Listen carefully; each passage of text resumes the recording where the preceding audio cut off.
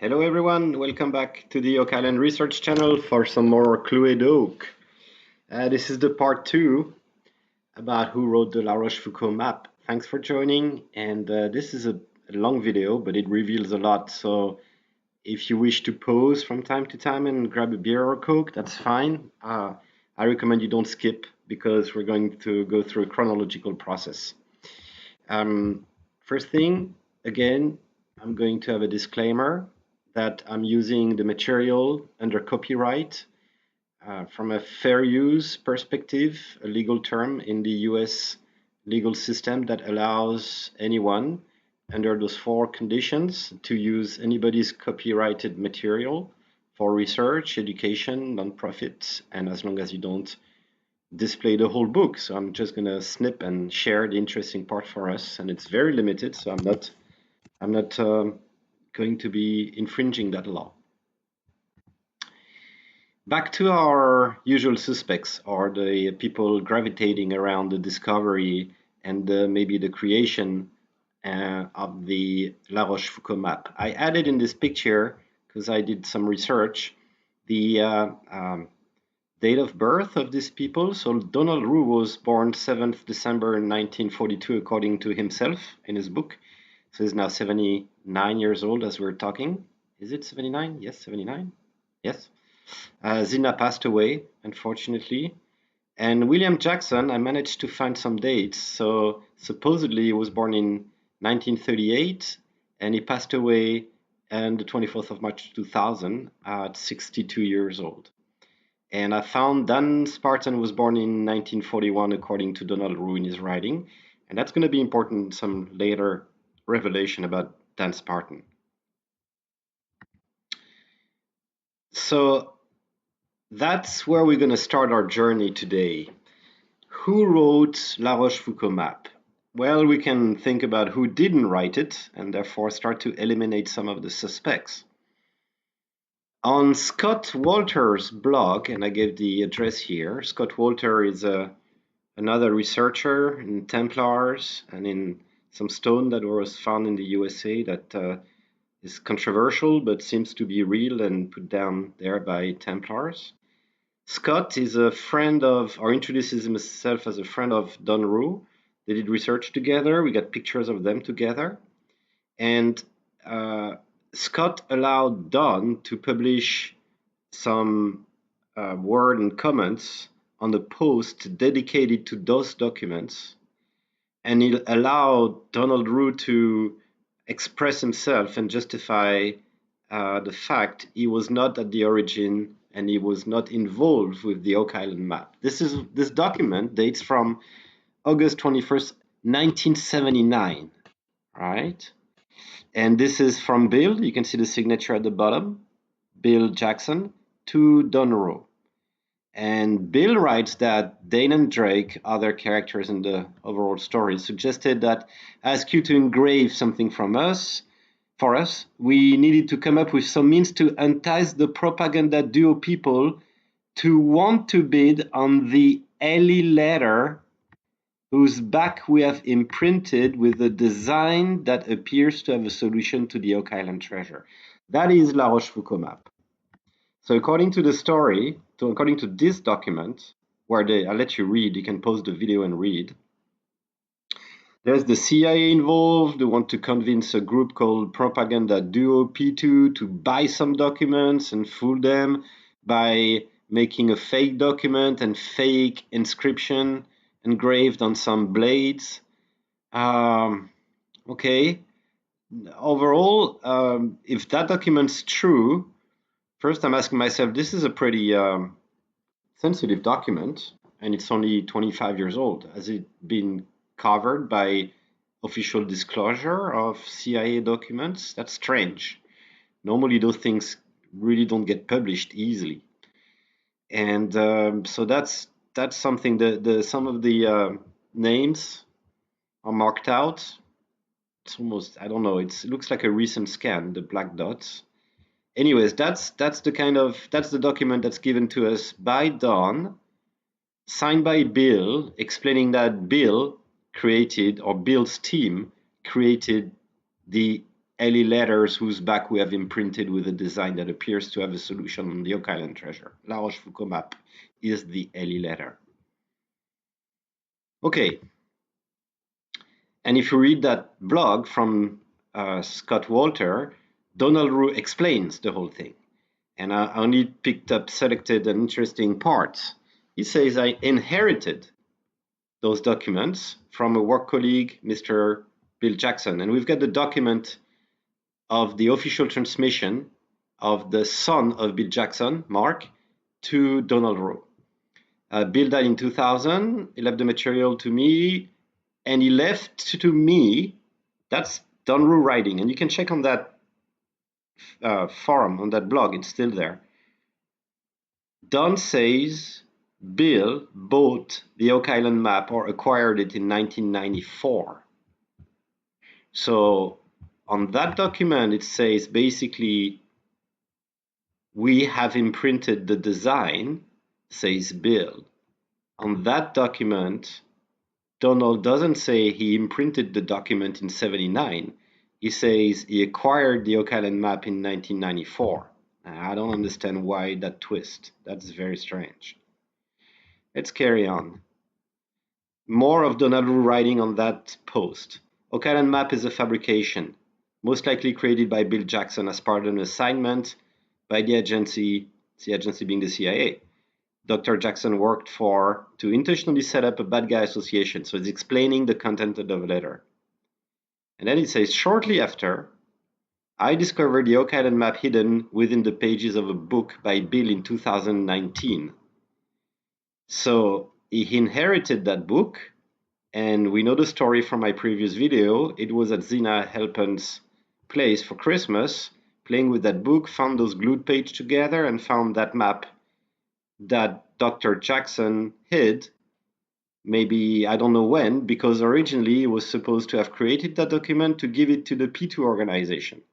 All of a sudden, Bill Jackson still got it, or it's a copy, and he hid it in that book that was found. That book was part of the inheritage that we will talk about later, and then he found that book inside, that map inside the book, sorry. At the time, I was unclear about the map association with anything until I recently found the letter below in my voluminous record. How handy. It's the kind of letter you wouldn't forget. If you read Donald Rue's book, The Scrolls of Anteora, his memory is outstanding. He can remember how many miles and feet he walked from that point to that point back in 1979. So I guess he's got a scrapbook where he wrote all this, or I don't know, but the same guy who's got super memory forgot about that letter in voluminous record. Okay, fair enough. My only involvement in the operation was to carve the symbols on a swagger stick as directed by Bill Jackson. Okay, so that's Donald Rue's point of view. Even though he said that the map was acquired by Bill in 1994. That's very strange. Let's carry on. Some people on the post, I read the whole thread of comments on Scott Walter's thread, says, so backs up that, saying that it's Scott writing, right? Scott writing on January 22nd, 2021. So it's only 2 months, last month. Jackson created it as part of his novel, as he did the code Zina included in his book. The code, I think, is La Formule. So I don't know if Scott ever met Bill Jackson, but he talks about it as a certainty. He says, I know that Jackson created the La Rochefoucauld map as part of his novel. So Jackson created it according to Scott Walter. And then there is Josh. I love Josh. He's got a lot of common sense. Josh came on the same blog and commented. I'm a big fan of yours, but what he says here, Dr. Jackson in 1979 clearly looks like it's been created using a computer, not a typewriter, which would have been used in 1979. Look closely at the character spacing and font style. Notice the period and comma, very little spacing. The person says that this document is not typewritten. This is a computer. And back in 79, you didn't have those fonts. So this is impossible that this document dates from August 21st, 79. To which Scott Walter replies, well, maybe at the CIA back in the days, they had that type of typewriter. Well, you know what? You start to know me. I did my research. So in 1979, there were word processors. Oh, it was not Windows, of course, it was good old DOS and it was hell to use, but they existed. The first one was called WordStar and it came out, initial release 1978. So it was available on the market. You need a computer, which was maybe not available at the time, but the software was there. And did it have this font? Yes, look here. I made a copy of that piece of text and I reproduce underneath. You can see the character font is the same, and that's Times New Roman, as you can see on the top. Well, you can't, but this is Times New Roman. And Times New Roman, I checked, I found some geek who was totally keen on WordStar and maintained a blog on it. And this is the same font back in 1978-79. It was part of the original package WordStar came with, and the font itself, for printing purposes, traditional printing, was invented in 1932. So the conclusion of this is the case this gentleman Joss is making, saying it's impossible that it was a computer in 79 with that font. Well, it is. So there's nothing to say about that. It is possible. Don't know if it happened or not. So everything's cool, right? So that's the story. Story is William Jackson wrote or bought the La Rochefoucauld map in 94, in 79, we don't really know. If he wrote it and created it, the document says back in 79 he did that. But Don Ruse say he acquired it in 1994, so we don't really know. But in all hypothesis, everybody's pointing its fingers at William Jackson. And then he hid it in one of the book by gluing two pages together. And those, after his death, all his research material went to Don Rue, and we'll see the certificate. We get the official document, including two books, and one of the book into which it was glued. Then Don Rue did some research and with Zina Halpern, and he lent her those two books. We get testimony of Zina from my last video and on her own book she wrote.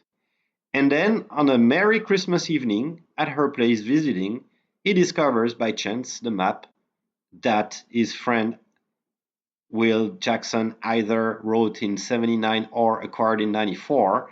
That map is now at the back of the book in the two pages glued together. What a beautiful story. Thank you very much. Have a good evening. No, wait a second. Wait a second. Wait a second. I even wrote a slide. Wait a second. Something's wrong there. It's too easy. I explored the Scrolls of Antera. My God, I read that book already 2 times or 3 times. It's still very obscure. But look at that. That's all the documents that are, all the pages on the Scrolls of Antera. And I quoted the page number where Bill Jackson's signature appears on 4 occasions, plus the brown one here is from the blog of Scott Walter. These are 4 documents plus 1 that we got access with Bill Jackson's signature. I'd like you to take a close look at them. I'm not a specialist of signature, but what I know, let me step back 1 second. This one's very interesting on the top right corner. This one is a signature of Bill Jackson at the end of a message sent to his daughter Melissa, on page 179. And it's in 2 parts, right? I didn't want to display the whole message. This is of no importance for us, and it's under copyright. But what's interesting is the signature. First of all, if you have daughters or sons and you write to them, would you sign your letter? I would sign Dad. I would sign, Dad would sound appropriate, right? I wouldn't have my name. My daughter knows who I am. I don't need to sign a note or a letter to my daughter. And maybe because I'm young and it's not in my style, or maybe because it's in France and it's not my culture. So if you could comment on this and saying, yeah, well, in the States we do, that would make something clear for me. But I find it very awkward and very strange to sign a letter I would send to my own children. That's one thing.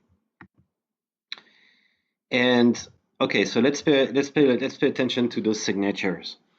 The one from Scott Walter blog You can definitely see it start with an arrow. You see the arrow there? Arrow. Donald Arrow. No, no, no, I'm not saying that. Arrow there. And then the J, you get a little loop. And the last sign is a return back bottom left as a straight line. And some people sign like that. Okay, that's the way, that's the feature I see that are very interesting. Let me zoom a little bit. Yeah, I'm gonna zoom just for you. Okay, here we go. So we all see that arrow. Second signature from the letter to his daughter, same arrow. You can see the same structure arrow here and that bottom mark there. Okay, fair enough. The J is totally different. Um, very, very different J. The L here, we get a loop, you get no more loops, okay? And the termination of a signature now goes up. I got a signature myself, like you, like anybody, and it's steady through time. It hasn't changed. I'm about 50 years old, and I designed it, if you wish, when I was 14 or 13.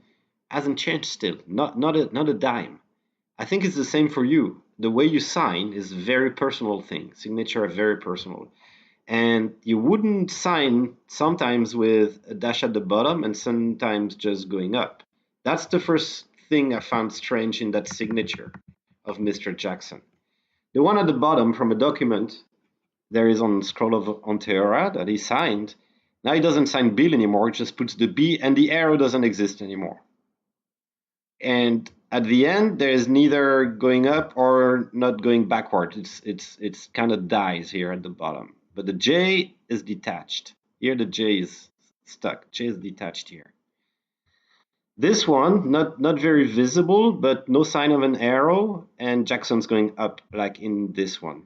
And the last one, well, there's still no real sign of that arrow that he builds there. And the J is very different from this one, where the two loops are open. This J is no loops open. It looks more like the second one here. And then it's so again, I cannot believe that's the same person signing those 5 times his signature. I believe those two are similar, the one from the blog and the one from Bill Jackson to his daughter. And the other ones, I think they go together. The way because he doesn't use Bill on those ones, he uses B Jackson. And this Bill Jackson here, I don't know what to make of it from 99 or 94. I think it's 94. But that's very strange, isn't it? And that blogger, the guy who wrote that post, sorry, it's here, pretty much saying the counterpoint is that signatures can be forged at any time by anyone. If the letter is fake, it makes Mr. Rue entire claim highly suspicious. I agree. I agree. There's too much variance in the signature and the oddity that you would sign a letter to your own daughter.